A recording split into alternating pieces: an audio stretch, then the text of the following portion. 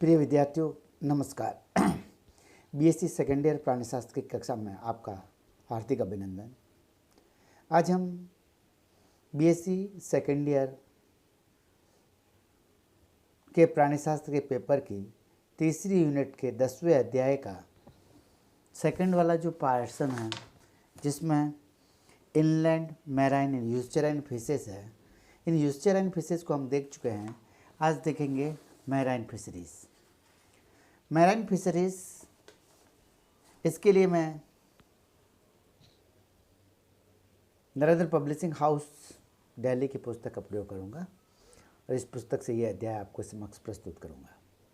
Marine fisheries जो है, पिछले 50 वर्षों में मानव की जनसंख्या में पूरे के पूरे संसार में वृद्धि हुई है और विशेष रूप से जो विकसित देश हैं उनकी जनसंख्या में तेजी से वृद्धि हुई है।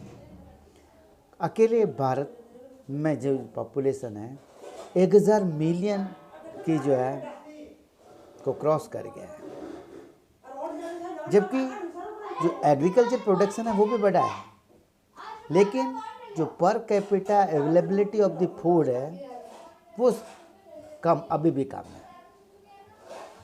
जो पुअर पर्सन्स है उनकी जो डाइट है उसमें प्रोटीन की शॉर्टेज है, फैट और कैलोरी की उनको उतनी डाइट नहीं मिल पा रही है जितनी कि एक एवरेज आदमी को मिलनी चाहिए।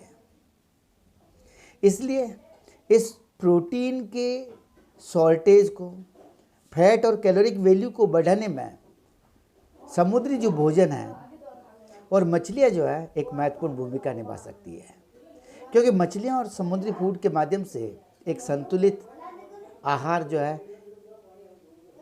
व्यक्ति को प्राप्त हो सकता है। जो प्रोटीन का गैप बन गया है उस प्रोटीन के गैप को ये पूरा कर सकता है। समुद्री जल जो होता है उसमें जू प्लैंक्टन्स और फाइटोप्लैंक्टन्स पाए जाते हैं। ये फूड चेन में मछली के द्वारा उपयोग में किए जाते हैं, जो मछली के वृद्धि के लिए एक आवश्यक भोज्य स्रोत है। जो मैराइन फिशरी रिसोर्सेज होता है वो ऑटोमेटिकली रिन्यू हो जाता है, उसको रिन्यू करने की ज़रूरत नहीं है, केवल हमें एवरी ईयर है उसको हार्वेस्ट करने की ज़रूरत है। इसमें किसी प्रकार की कमी नहीं होती है और इसकी मैक्सिमम लिमिट भी नहीं है। Maximum limit is not exceeded. Indian ocean का जो एक्सप्लॉइटेशन हो रहा है उस एक्सप्लॉइटेशन में बहुत दूर है एक्सप्लॉइटेशन से, क्योंकि यहाँ का जो फिश प्रोडक्शन है वो केवल 4 मिलियन टन्स प्रति वर्ष है, जबकि जापान और रसिया जो होता है फिश प्रोडक्शन कंट्री है, जो अग्रणी मछली उत्पादन करने वाले देश हैं। पेरू, चाइना और यूएसए उसके बाद आते हैं। भारत का 7वां स्थान है मछली उत्पादन में, क्योंकि भारत में जो है पुराने तरीकों के द्वारा फिशिंग की जाती है, इसलिए भारतीय जो समुद्र है वो अनएक्सप्लॉइटेड है। उसका जो मछली उत्पादन का प्रोडक्शन है वो भी और भी बढ़ाया जा सकता है। अब फिशरीज रिसोर्सेज की बात करते हैं। भारत के बाद बहुत लंबा कोस्ट लाइन है, 8000 किलोमीटर कोस्ट लाइन है, 2.50 मिलियन स्क्वायर किलोमीटर है।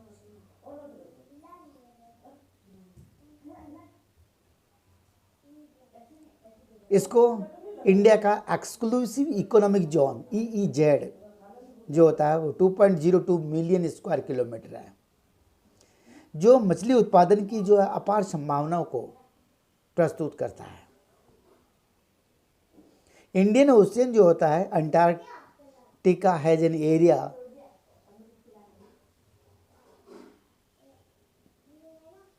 75 मिलियन स्क्वायर किलोमीटर।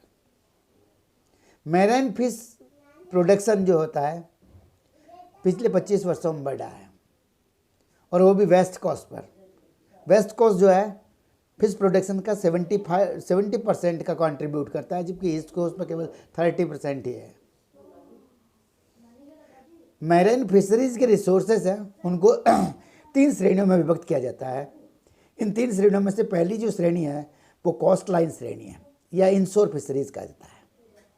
दूसरी ऑफशोर फिशरीज है और तीसरी डीप सी फिशरीज है। यदि हम इनशोर फिशरीज की बात करें तो इनशोर फिशरीज जो आते हैं जो 10 फैदम तक का पानी है, यानी 10 फैदम में, एक फैदम में 6 फीट होता है तो 10 फैदम में 60 फीट हो गया। 60 फीट की जो गहराई तक फिशरीज की जाती है उसको इनशोर फिशरिंग कहा जाता है। भारत में कोस्टलाइन वाटर जो जनरली में फिशिंग की जाती है। कोस्टलाइन वाटर में छोटी छोटी नावों के द्वारा जो सुबह से शाम तक होती है।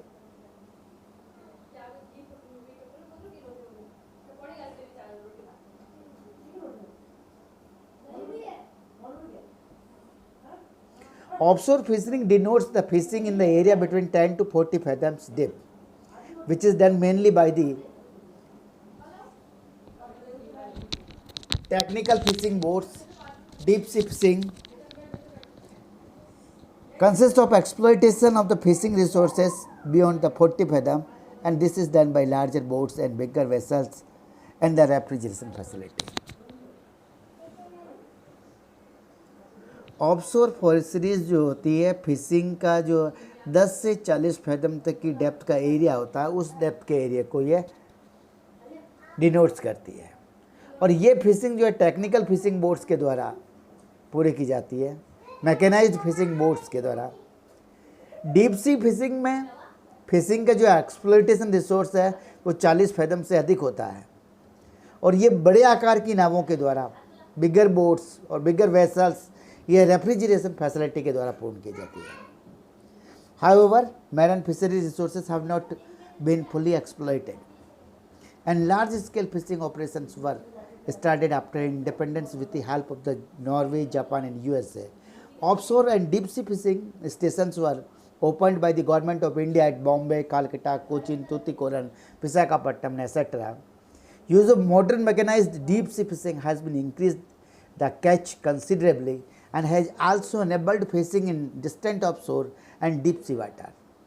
Commercially important species for these resources are Eleutheronema tetradactylum rava, Polydactylum indicus dara, Pseudocyna diacanthus ghoul, Pomadaceous species cascara, Otolithoides Brunnian southpaw, Stomatius species, Pampas argenteus, Pomfrets, Murenes sox, Talbon worm,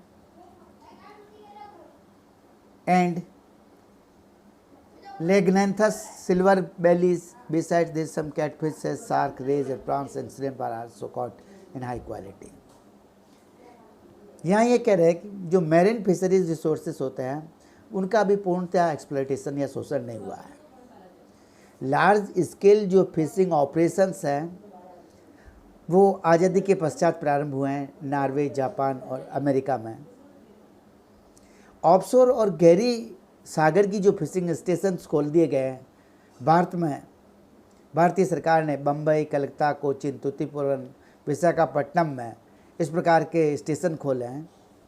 इसमें modern mechanised machineries के द्वारा गहरे समुद्र की fishing की जाती है, और जिसके कारण जो इनका जो मछली पकड़ने की संख्या जो है वो पर्याप्त रूप से बढ़ी है। Deep sea fishing has increase and catch considerably.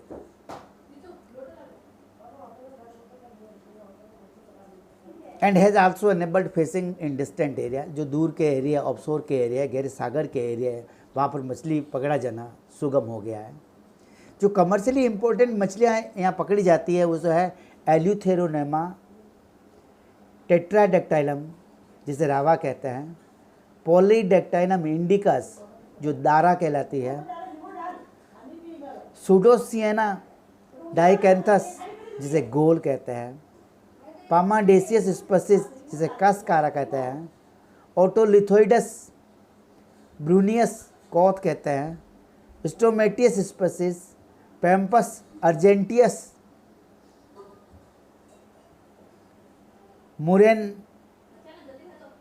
नेसॉक्स, टेलबॉन वाम जिसे कहते हैं, लाइगेंथस सिल्वर बेलीज, इसके साथ साथ कुछ cat fishes, sharks, rays, prawns और श्रिम्प्स को भी बड़ी मात्रा में पकड़ा जाता है।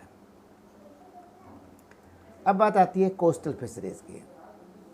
Coastal fisheries fish production is much greater along the west coast and the east coast. The west coast produces a number of commercially important species such as the sardines, mackerels, sanids, pomfrets, bombay ducks, polynamids, prawns, and there is a regional variation in the catch composition along the west coast. The east coast does not support any commercially large fisheries, but substantial quantity of the several small fisheries are included in the catch. These are clupids including Hilsa, Ingrellius, Pelona, Trichuris, Stomatius, Cybius, silver bellies, flying fishes, perches and sharks. The many fish landing of the Tamil Nadu from about 15% of the total landings.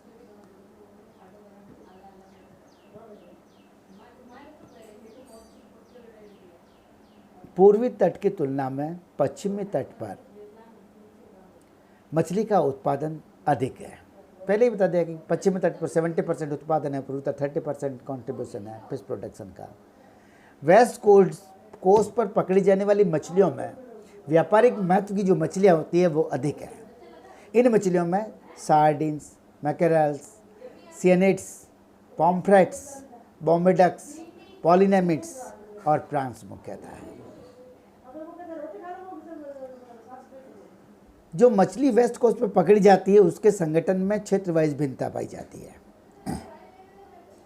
East coast जो होता है, पूर्वी तट, वो इसको support नहीं करता है और वहाँ पर कॉमर्शियली जो है बड़ी मछलियाँ नहीं पकड़ी जाती है, बच कई स्मॉल फिशरीज जो होती है वो पकड़ी जाती है।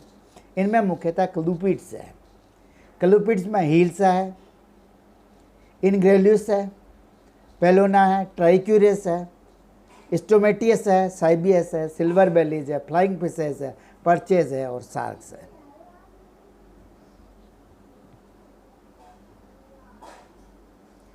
जो मैराइन फिश लैंडिंग का 15% भाग अकेला तमिलनाडु में रहता है। Factors influencing fish production along with west and east coast, बहुत सारे ऐसे कारक हैं। सैलिनिटी है, पीएच है, टेम्परेचर है, थर्मोक्लाइन है, अपवेलिंग इन्फ्लुएंस है, ये फिश प्रोडक्शन को प्रभावित करते हैं कोस्ट लाइन मैटर में। सबसे पहले हम सैलिनिटी की बात करते हैं। Some species of fish are euryhaline and can tolerate the range of salinity, but most species have the limited salinity tolerance. Stenohaline. Changes in the salinity affects the osmoregulation of the fish and buoyancy of the eggs. Along with the west coast of the India, salinity of the water of the Arabian Sea varies from 34 to 37 per 1000 and is higher than 30 to 34 per 1000 range of the Bay of Bengal along the east coast. And this is because the fewer major rivers Sabarmati, Narmada and Tapti flow into the Arabian Sea on the west coast. Further, highly saline water from the Red Sea and Persian Gulf increases the salinity of water in the Arabian Sea. On the other hand, several major rivers joins the Bay of Bengal along the east coast, diluting the water and reducing its salinity. This is the Brahmaputra, Ganga, Mahanadi, Godavari, Krishna and Kaveri river systems. Salinity को हम लवणता कहते हैं। मछली की कुछ प्रजातियां यूरीहेलाइन होती है, इन लवणता की एक बड़ी प्रेशर को सहन कर सकती है, लेकिन या जबकि कुछ प्रजातियां ऐसी होती है जो लवणता की उच्च क्षमता या लंबे प्रेशर को सहन नहीं कर पाते हैं, उनको स्टीनोहेलाइन कहा जाता है। सैलिनिटी में जब भी चेंज होता है तो ये फिश के ऑस्मो रेगुलेशन को प्रभावित करता है, अंडों की उत्प्लावकता को प्रभावित करता है। जो वेस्ट कोस्ट है, इंडिया का वेस्ट कोस्ट जिसे हम अरब सागर कहते हैं, उसकी लवणता जो होती है वो 34 से लेकर 37 पर 1000 होती है, जबकि बंगाल की खाड़ी में लवणता 30 से 34 पर 1000 है। ऐसा इसलिए है क्योंकि अरब सागर में बहुत कम नदियां आकर के मिलती हैं। साबरमती, नर्मदा और ताप्ती नदी आकर के मिलती है अरब सागर में। इसके अलावा जो हाईली सैलाइन वाटर है, अधिक लवणता वाला जल लाल सागर का, पर्शियन गल्फ का, वो वापस आकर अरब सागर की जो लवणता है उसको में बढ़ा देते हैं। जबकि जो ईस्ट कोस्ट है हमारा, उस ईस्ट कोस्ट पर बंगाल की खाड़ी में पूर्व की ओर बहुत सारी नदियां आकर के मिलती है, इसलिए उसकी लवणता जो कम हो जाती है। बंगाल की खाड़ी में मिलने वाली नदियों में ब्रह्मपुत्र, गंगा, महानदी, गोदावरी, कृष्णा और कावेरी है। सेकंड पॉइंट हमारे पास आता है पीएच का। pH of the sea water along the west coast is favorable for the development of the fish and varies 8.0 to 8.3. The temperature of surface water ranges between 23 to 29 degrees centigrade in the Arabian Sea. The Bay of Bengal, the temperature is more uniform, being 27 to 29 degrees centigrade. समुद्र की जो pH होती है west coast पर, वो fish के development के लिए अनुकूल है, जो 8 से 8.3 होती है। जो सरफेस वाटर टेम्परेचर रेंज होती है अरब सागर में, वो 23 से 29 डिग्री सेंटीग्रेड है। बंगाल की खाड़ी में टेम्परेचर जो है ज़्यादा यूनिफॉर्म है, वो 27 से लेकर 29 डिग्री सेंटीग्रेड तक होता है। अब नेक्स्ट बात आती है हमारे पास थर्मोक्लाइन एंड अपवेलिंग की। Thermocline is the zone of water layer separated by a vertical gradient. The upper zone of water is warmer than the deeper water layer. The thermocline is the usually below 50 to 55 meter along the western coast. Along the east coast, water is generally isothermal. Along the western coast, thermocline rises to 30 meter during the monsoon and goes up to 100 meter during winter. This change in the thermocline indicates upwelling. Upwelled water has low temperature, low oxygen content, higher density and rich in nutrient. Consequently, there is a rich crop of plankton and highly fisheries. Along the east coast, there is a little upwelling and absence of nutrient-rich water. Thermocline जो होता है, जल की वह परतें होती है, वह उदग्र परतें होती है जिसमें तापक्रम जो है परिवर्तित होता रहता है। Thermocline is zone of water layer separated in A vertical gradient. उदग्र gradient में पृथक पृथक जल की परतों को थर्मोक्लाइन कहा जाता है। इसमें ऊपरी जोन का जो वाटर होता है वह अधिक गर्म होता है, नीचे या गहरे जल के वाटर की तुलना में ऊपरी जल का वाटर अधिक गर्म होता है। थर्मोक्लाइन जो होता है वो 50 से 55 मीटर के नीचे होता है वेस्टर्न कोस्ट में। ईस्ट कोस्ट में वाटर जो है आइसोथर्मल होता है, इसलिए उसका तापक्रम समान रहता है। जो पश्चिमी तट है वहाँ पर थर्मोक्लाइन जो होता है 30 मीटर तक होता है मानसून सीजन में, एंड सर्दियों में ये 100 मीटर तक चला जाता है। थर्मोक्लाइन में ये जो परिवर्तन है वो अपवेलिंग को इंडिकेट करता है कि ऊपर का जो वाटर है उसका टेम्परेचर कम है, वहाँ कम ऑक्सीजन की मात्रा है, वहाँ की डेंसिटी हाइयर है, वहाँ पर पोषक पदार्थों की मात्रा अधिक है, और पोषक पदार्थों की मात्रा अधिक होने पर वहाँ पर प्रचुर मात्रा में प्लैंकटन वृद्धि कर सकते हैं। प्लैंकटन मछली का खाद्य पदार्थ है, इसलिए फल फिश कल्चर के लिए ये उपयुक्त स्थान है। ईस्ट कोस्ट में there is little upwelling and absence of nutrient rich water. जो ईस्ट कोस्ट है वहाँ पर क्या है, बहुत कम अपवेलिंग पाई जाती है, ऊपर की टेम्परेचर पानी का टेम्परेचर बहुत कम होता है, और वो न्यूट्रिएंट रिच भी नहीं है। अब आती है हमारे पास प्लैंकटन्स की। Along the west coast, maximum production of phytoplanktons is during the June to September, followed by another peak during the November to December, and more Production of phytoplanktons lead to higher production of fish along the west coast.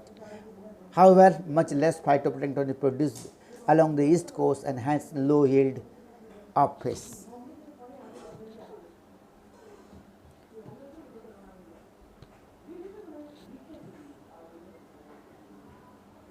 जो पश्चिमी तट है वहाँ पर phytoplanktons का जो है अधिकतम उत्पादन होता है जून और सितंबर में। उसके बाद दूसरा जो पीक आता है नवंबर और दिसंबर में। वहाँ पर फाइटोप्लैंक्टन्स अधिक है, इसलिए मछलियों का प्रोडक्शन भी अधिक होता है वेस्ट कोस्ट पर। ईस्ट कोस्ट पर फाइटोप्लैंक्टन्स का जो उत्पादन कम है, इसलिए ईस्ट कोस्ट पर मछलियों का उत्पादन भी कम है। Mud banks. Another favorable factor along the west coast is the formation of mud banks.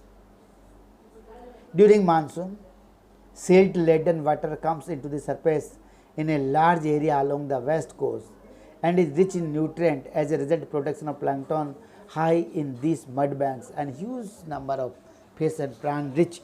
There is feed providing a good fishing. दूसरा वेस्ट कोस्ट पर अनुकूल कारक है मड बैंक्स का पाया जाना, कीचड़ बैंक। मानसून की सीजन में जो जल बह कर के आता है अपने पास साथ में गाद बहा कर के लाता है और ये गाद एक लंबे क्षेत्र में फैल जाती है वेस्ट कोस्ट पर। ये गाद जो रिच इन न्यूट्रिएंट्स होती है, बहुत सारे न्यूट्रिएंट्स उसमें पाए जाते हैं, जिसके परिणाम स्वरूप प्लैंक्टन्स बहुत सारे वृद्धि कर जाते हैं मड बैंक्स में। वहाँ पर बड़ी मात्रा में या बड़ी संख्या में विशाल मात्रा में मछली और प्रांस आ जाते हैं जो मछली के उत्पादन के लिए अच्छे भोज्य स्रोत का कार्य करते हैं। इसलिए भी वेस्ट कोस्ट जो है अधिक प्रोडक्टिव है।